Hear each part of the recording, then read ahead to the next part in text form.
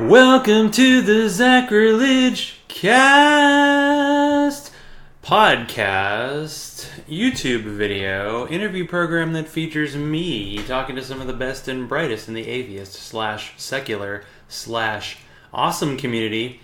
This is episode number 200. I recorded this interview with myself on September 7th, 2019.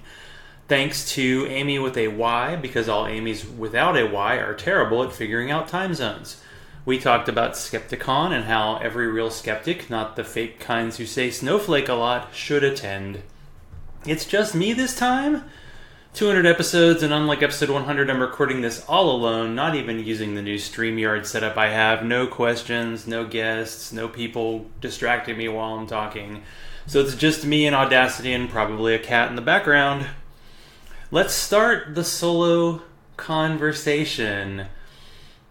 So what I thought I would do this time is, I feel like a lot of, episodes with a zero are always kind of like greatest hits. So I figured, why not go back into my archives and find my first 50 guests and comment on them a little bit. I used to do more of these kind of solo, here's what's on my mind kind of shows, but I figured, well, let's see how this part goes, because I had to go back into the memory banks to remember some of these guests. A couple of them are no longer with us, as in they have died, and quite a few are no longer in the atheist community, and some are not just in the podcast community, and some have moved so far away that they had to go to Antarctica to get away from atheism, I suppose. But I did want to give love to the up to episode 200 patrons, and even if your current patron payment system is suspended, well, guess what? You still get the love because you've been supporting me since episode 1. So we have Bobby and Ashley Carey. Without those two, there wouldn't be a podcast here, so thanks to them. Hugh Mann, been here since the beginning, as well as Teody. Larry, Daryl, and the other Daryl, or as they're known by the government, Jeannie and Deborah, who have been, it seems like they've been here since the beginning, but I feel like it's been, Jeannie's been around 100, 120 episodes or so. She was around, I think, for the 100, or maybe it was 150. I'll have to, go back in the memory banks for that one. And then Deborah was initially on the show as a guest, and has been on the chat every week. Her daughter can help her figure out how to get on the internet. And then the more Johnny-come-latelys, we have Chris Watson, who's been a guest on the show too many times. Let's just say that. And then Freethinker215, who has some kind of Simpsons thing going on every time. And then new patron, Alan Marks, who's probably like, I like Patreoning this show because he never does a show. It's been, I'd say the past 3 to 6 months, I've really been bad on getting guests for the show. I don't take rejection well. Actually, I take it really well. Someone says no or doesn't respond to me. Anything negative happens, even if they say yes in a way that upsets me. I don't know. Actually, everybody who's said yes has been on the show. It's just been a little difficult. I think once you get past that first stage of just asking and getting an answer, and that answer either is nothing or no or not right now, I tend to say, okay, I'm good, because this is something I do in my spare time. I have a day job, I have a wife, I have 2 cats, I have sort of a life. So this is not always a priority, but I always enjoy doing these interviews. I always enjoy talking to people.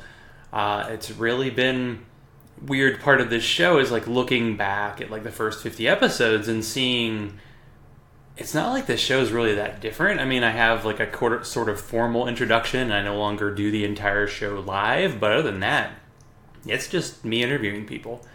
And I know it's a lesser show when I'm not interviewing people, but we're going to go ahead and pretend that's not a thing for the next, 40 minutes or so. We'll see how long this actually goes.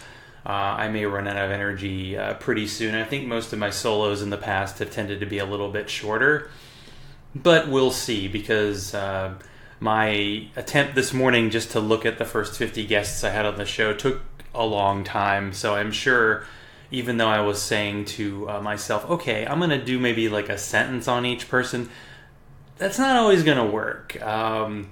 Really, the sentence thing works for people who are kind of still in my life or still in the podcasting world, who I'm sure I can reach out to again. And then there are other people that I just, for many reasons, will probably never speak to them again. So there's that. So let's go ahead and get started. So I might start doing numbers at some point, but basically these are the episodes. I'm not really sure if you can get these on iTunes. I feel like iTunes kind of cuts me off because the last time I posted an episode, it was $1.99, but iTunes numbered it like $1.37. Trust me, they're there. If you really need to see these shows, they'll always be on YouTube, and I think I have the audio archive somewhere. God, it's going to be amazing how much stuff is in the cloud that's just like podcast episodes. It's kind of nuts. So let's start. My first guest, episode 1, and I'm actually opening a Pepsi Zero. Sorry, people, no beer. It's like 2 o'clock on a Saturday. I probably should be drinking a beer. So, Bobby C. I could make the well-trod joke about how it's his fault that I'm subjecting you to this, but instead I'll just say thanks. You made people happy and gave them an hour or two of great entertainment a week. Enjoy podcast semi-retirement, and you'll see what I mean a little bit later. Paul Sading, episode 2, the only podcast I ever Patreoned, was Coronify Me. Enjoy life outside the atheist community bubble. Bill and Susie, Barroom Atheist, episode 3. One of the quote-unquote Godfather atheist shows. I'm going to make a nice big burnt offering on my grill this weekend in honor of Susie, not Yahweh, because he's a dick. And I'll do a few asides, I'm sure, but I kind of feel sad that both Susie and Miss Ashley are never going to formally get through the Bible on their show, because on both shows they were reading the Bible, and as somebody who's been kind of checking out Thomas and the Bible, I'm like, holy crap. I've listened to 40 episodes, and I've gotten through maybe 3.5 books of the Bible, and they're 60 of them, and give me a break, man. It's not good stuff. It's not good, it's bad, to do a reference to Atheists on Air. So episodes 4 and 7, I had on the current, at the time, hosts of Atheist Nomads. Had on Wesley for episode 4 and Dustin for episode 7. I think Dustin is still on. I don't know if Wesley is. And Atheist Nomads just recorded their 319th episode. So, yeah, I don't know if I'm going to get there. So, I'll just say the name. So, Beyond the Trailer Park, I had on Deb for episode 5. And talk about too soon. Deb was another person influenced by Atheists on Air, started her own show, Beyond the Trailer Park, along with Beth and Morgan and other various co-hosts, and like many atheist so-called spin-offs, outlasted their original show. She died last January, just passed away in her sleep, and we will not see the likes of her for some time. I feel sad for her family and the random Muslim dudes who constantly hit on her. There are ex-Muslim and people reading the Quran kind of podcasts, not as much as on the Christian side. We probably need more of that, and I probably need more of that on my show, and we'll see where we go going forward.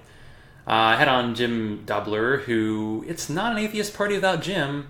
We'll drink that triple someday, buddy. I also got to see him at the New Belgium Brewery in Asheville a year ago. Beautiful spot. Also, Professor Stephen was there. Nice time. Was had by all.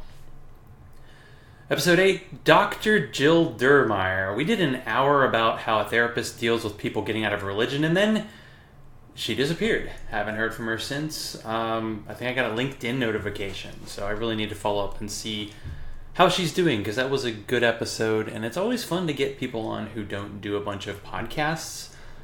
Just a different point of view, and it can be a challenge as an interviewer, but when you interview people who've done a bunch of interviews, you're going to get a little bit of, playing the greatest hits, which is okay.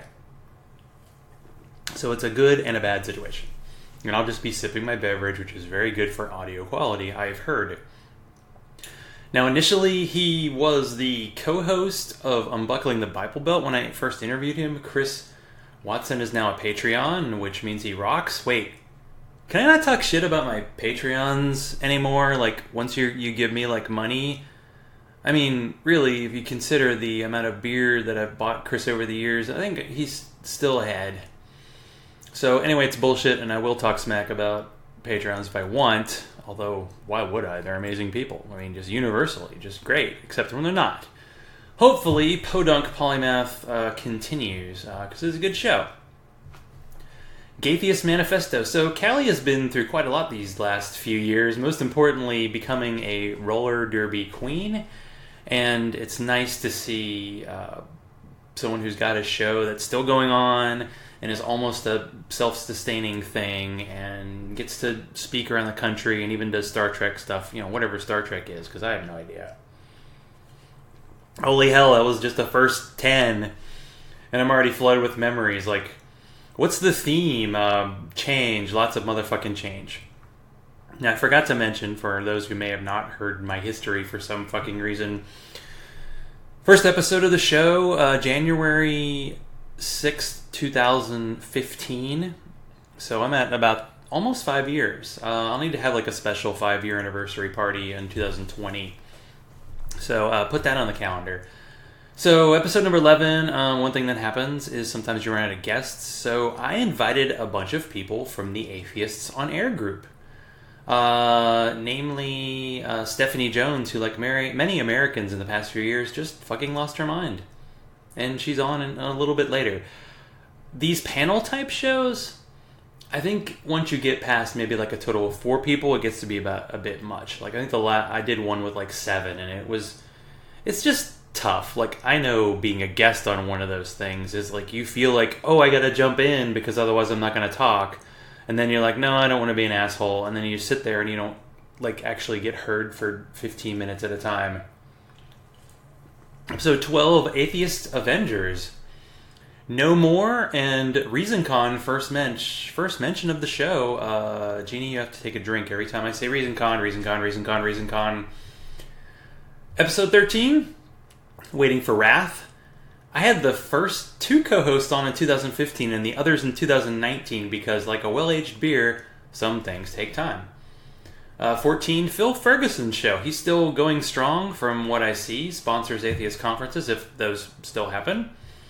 Episode 15, Miss Ashley. Of course she needed her own show, so after No Religion Required ended, she started a new one called The Other A Word. Although it's just a few episodes in, I'll have to reach out and see if it's still a thing, because it'd be nice to see so many people. I started doing this thing, and I've only done like 4 of them, called The Exit Interview, where I interview people who have quit their podcast. And sometimes, well, most of the time, people don't like announce, No Religion Required like announced, okay, this is it, this is our last episode, and they really meant it. Even though Bobby kept doing another podcast, like No Religion Required was over. Some shows just end. Like, the host just gets tired of the hosts get into some kind of spat, and you just never hear from them again. You go like, what happened to that show? What happened to that show? So maybe part of my recap will be like, hey, here's what happened to that show, or here's what happened to these people. When I know, because sometimes I don't really find out. Like, some people here on this list, not sure what's happening with them right now.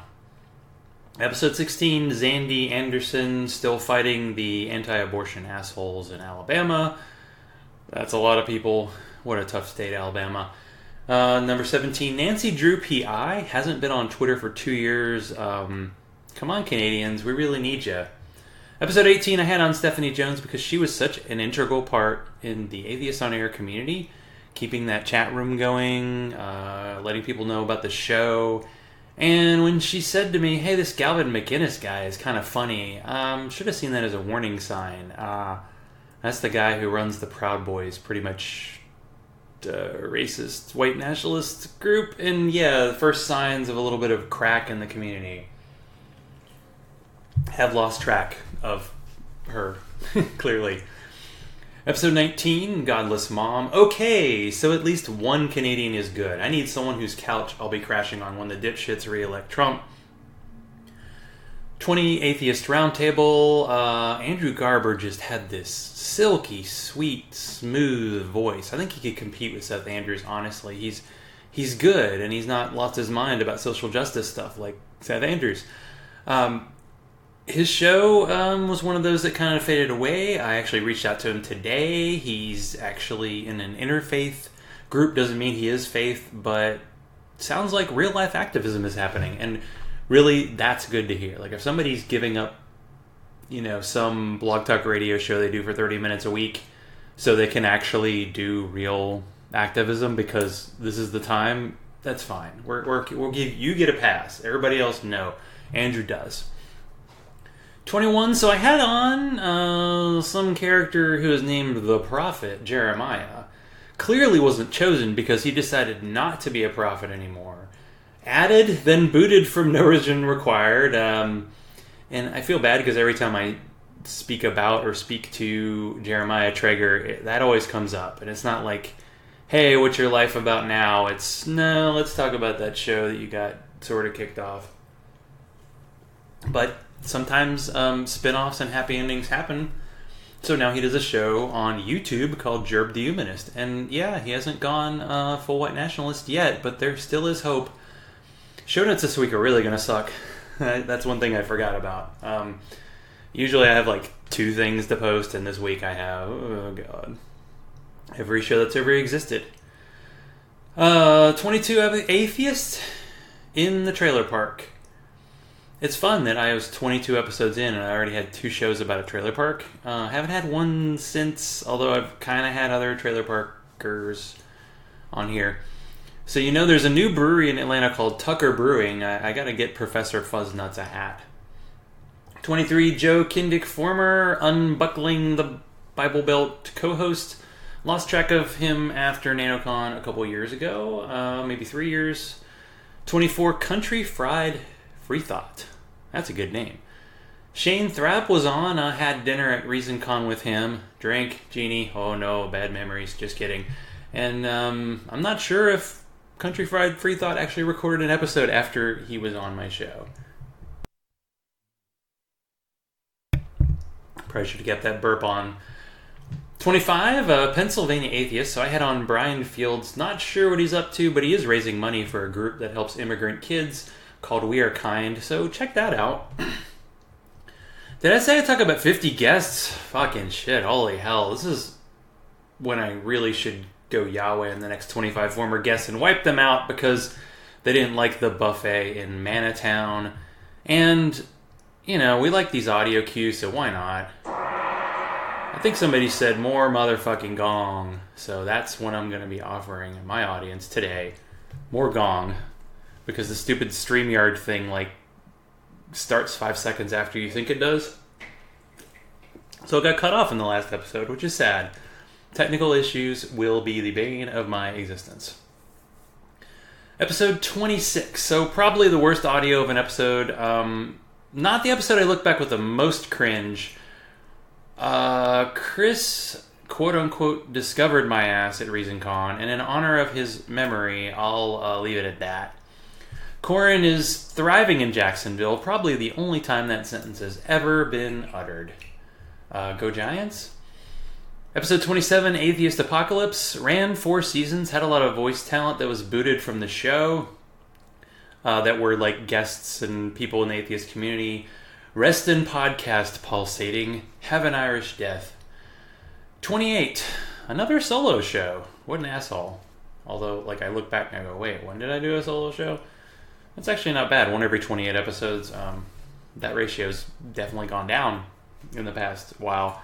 Instead of doing I'm just going to talk about nonsense for 20 minutes, I'm I'll just not do a show. Number 29, promoting secular feminism. Much like feminism, a total myth that is destroying the American family. Oh, sorry, that's my The Family fan fiction. This was a great show that lived, died, came back, and eventually real life intervened, and probably is on hiatus forever. I still have the bumper sticker, though. 30, Dave Foda. What a lightsaber on that dude.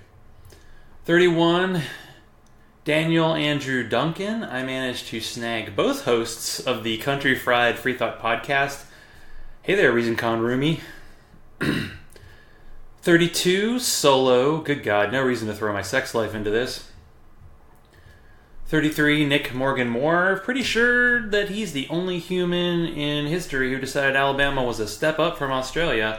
By the way, if you are dating, do not show up on this podcast. Like both of you. You can date off the show, but not on the show. Just saying. It's like just a warning. 34, Jason Camus. There was a real big market for fake pastors in 2015. Seems to have dropped off a bit.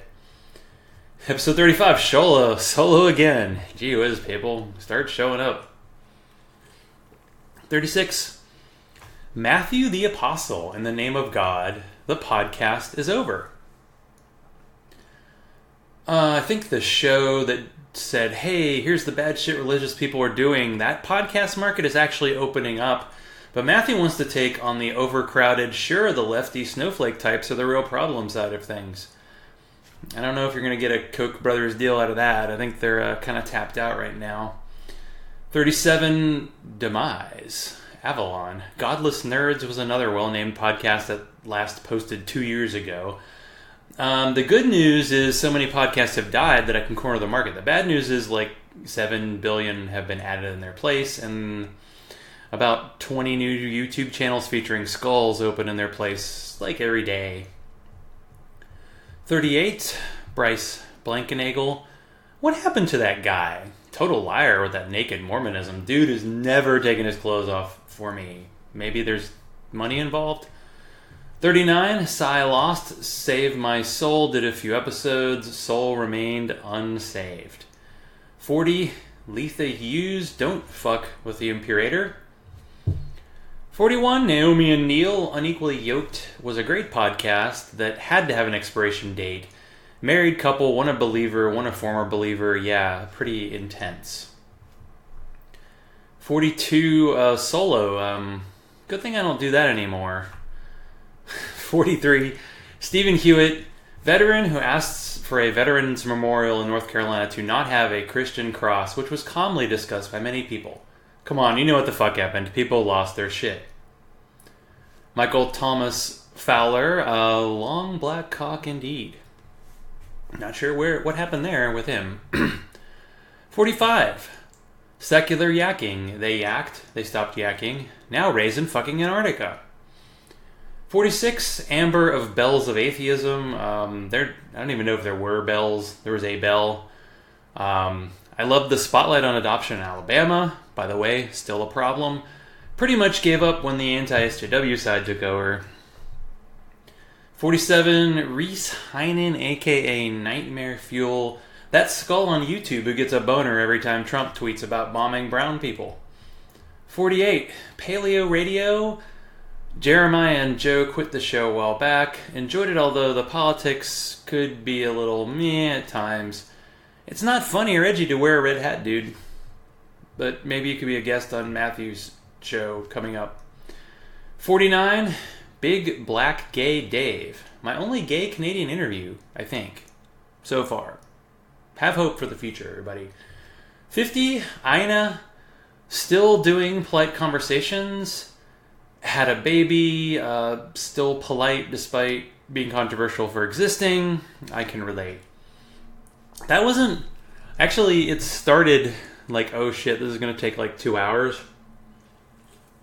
Because I saw, like, Atheist Nomads, they did a 300 episode, and I think they did 300 minutes. Like, they did 5 hours. You don't want me talking for 5 hours. I mean, I could, but it'd be a lot of talk about beer and fantasy football, and, you know, that's not what this channel is all about. So, let's see. The next segment will be all about ReasonCon, a drink genie, just kidding. That's probably all the blasphemy I have for now, although... I should say, in the last episode of Scathing Atheist, they made a Larry Darrell and the other Darrell joke. And apparently I'm supposed to start a feud with them because that's our territory, asshole. Deborah and Jeannie are going to come after you and probably drink a lot of scotch and vodka with you, which I think is that's just standard operating procedure at the time. I don't know. 4.5 years. Still doing it. Sometimes troublesome getting guests. Concerned about the direction of kind of social media and atheism. Had a conversation with a friend, and I'm going to try to keep this general, even though I can probably say whatever the hell I want, because, how many people are going to actually listen to this? But it was a conversation with a friend about a topic that I think if you're in the atheist community, you would be like, oh, that. And it was interesting to have just a talk with somebody who has found, like I'd say, a new kind of sub-community and is very attached to that sub-community. And I was thinking to myself, I want to have a community like that. Like, I want to have a group of people who I think have my back. Although I don't necessarily know, do I need the people to have my back? Like, what does that exactly mean? Does that mean when somebody goes after me on social media that they will help me? Are they just people in general who are going to be friends, who are going to do things for me in real life? And ultimately, what does that mean for society in general? And joining a group like that, is there a Kool-Aid ritual involved? Do you lose a sense of yourself when you have to join a group? And when a group is associated with some negative stuff, by the way, every group is, do you have to take that on? And the amount of vitriol for people who are not in that group is a bit high, but I feel like that is definitely on brand, and I probably should have just been specific instead of opaque, but that's how I feel right now. I just don't, I don't think having real feuds with people is going to really do anything, because I'm just a guy who does a show. But I often see myself as a potential problem more than a solution, and I want to see myself as a solution. And the beginning of this show was all about, here's all the content creators I know who are pretty much on the atheist side. I think I've only had 3 guests who believe in God the whole time. So there's my niche. It's a small niche, but I'm seeing, like, in the podcast YouTube world, sometimes it makes sense to, like, own a niche instead of take on something that hundreds of people are doing. If you're anti-SJW, hundreds of people are doing that. If you're doing atheist interviews, yeah, I think a lot of people are doing that, but most atheist podcasts do stories, they do skits, they do, respond to other videos. There's like a back and forth going on between creationists and this guy named Paulogia, who's another Canadian who I can't get to respond to me, who I'd love to have on my show, because ex-evangelical who does kind of animations about creationism and how totally not based in reality it is. It would be a great guest. Totally rambling. I feel like it's time for another gong. What do you say? It's time for another gong. And I'll probably never switch and have like a professional kind of intro like a lot of people do. I noticed Deanna Joy Lyons and Rich Lyons, they do a lot of introductions for shows. And they're great, and I'm sure they take a long time to put together, and I always hit fast forward when I hear that stuff. That's just a personal thing. I'm like, oh, should I talk about the other 150? I think it would be fun to do kind of, the recap of, 50 episodes, maybe the other 3 at some point. Maybe that'll be when I have a slow week. But I thought what I would love to do is to do like, okay, Wednesday night, 8 o'clock, Eastern time. If you can't figure out time zones, you probably shouldn't be on this show. Just show up and try to have guests. If I can't have a guest, then have people on and ask me questions. I don't think it's going to help this show at all for people to delve into the mind of Zach that much. Maybe a little bit. It's really odd that this time of year, it's September 11th is happening next week.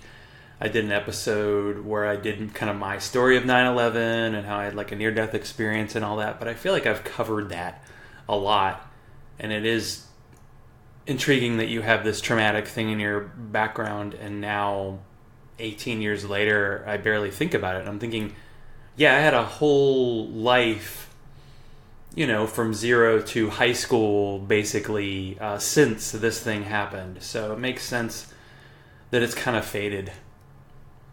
And it's time for some new trauma and perhaps some self-inflicted trauma. I don't know. We'll find out. I don't know. I've done about 30 minutes. I don't think I really need to push this to the 45 that I usually do for my interview. I mean, I don't really have anything else planned, so I'm just going to kind of finish the way I usually finish. At least this week I don't have to go find little clips to add on. I really just need... I like the Even More News because they have the little music cue that's like 2 seconds in between their segments. And I think that's probably better than my poorly edited like Simpsons YouTube clips that I find where the audio is usually not matching at all. 4.5 years this, and I have not at all figured out audio. I mean, I'm pretty much using the same. I think I'm using the same microphone I did at the beginning.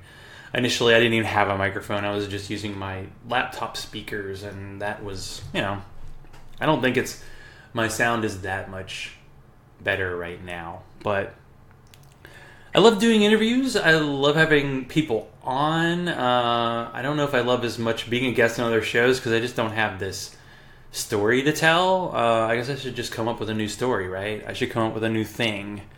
What will my thing be? Besides beer. And not football, because I find it the conservative bias of America just way heavier in the sports world than you can even think. Just in the past week, I've seen stories of Drew Brees, quarterback of the New Orleans Saints, who is shilling for Focus on the Family, and he's like, I'm not anti-gay, but I shill for this group that's definitely anti-gay. And Ezekiel Elliott, who had a nice t-shirt deal, and then he's giving money to the Salvation Army, which, by the way, hates gay people too. So yeah, that's a problem.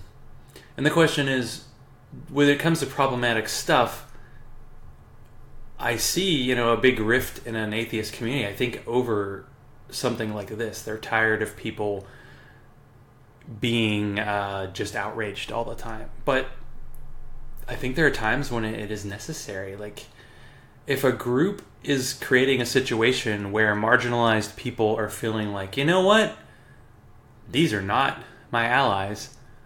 That's something you should pay attention to. And there will be levels of too much of that. But I don't think it ever, as far as I know, comes to the point where it's become as much of a problem as roving bands of right-wing, white nationalists with a bunch of guns. I don't think it's up to that yet. If it's going to be there, trust me, there's a lot of people paying attention to it. It's maybe because everybody's kind of been living through just constantly being lied to for the past few years, that when it really happens, they're not going to believe it until it's too late. Because I think that's what's happening, is we don't believe what's happening is really happening.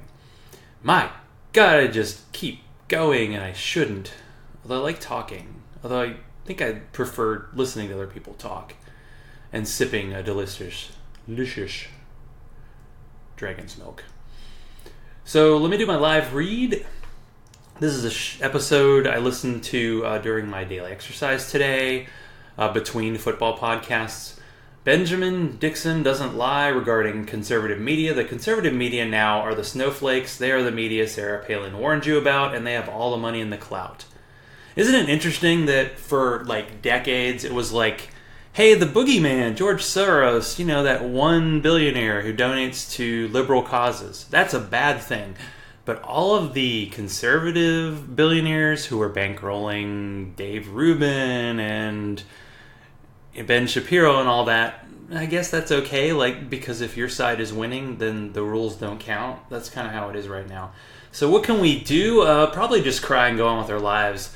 Benjamin's great. Maybe I can get this fellow Atlanta podcaster on sometime, because he talks about liberal politics in a really good way. And he had actually a good interview with the guy who did the books about the family, Jeff Charlotte, I think.